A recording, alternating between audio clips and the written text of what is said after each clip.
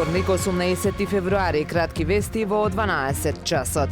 Информацијата дека и понатаму продолжува истекувањето на матна вода во езерото кај Воска е помеѓу оние кои предизвикаа најмногу внимание на Facebook профилот на Охрид Прес. Читателите реагираат и бараат од соодветните институции брза реакција, затоа што проблемот останува со години наназад и како никој да не води сметка за истиот. Дел се со став дека не е само овој дел од езерото проблематичен од еколошки аспект и дека огромни загадувачи има на потегот кај Подмолје, Струга и на албанскиот дел. Подсетуваат и дека градска плажа некогаш била еден од најубавите и најпопуларните делови на езерскиот брег, за денеска да стигнеме до ова непосакувано ниво.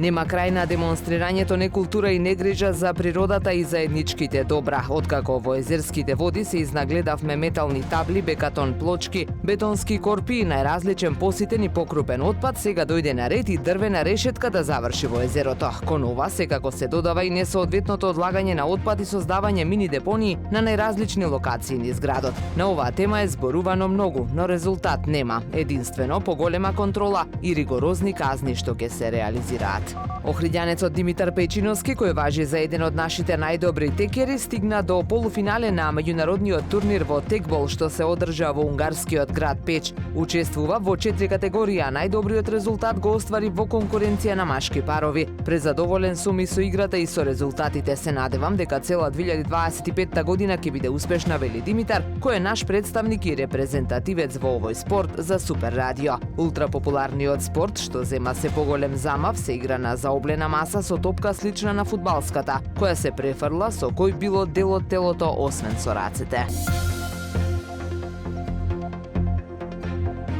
Времето денес променливо облачно, дува слаб до умерен северен ветер, максималната температура во Охрид до 7 степени. Повеќе информации на ohridpress.com.mk. Уредник и водител на вестите Даниела Спасик. Технички реализатор Реджеп Селман.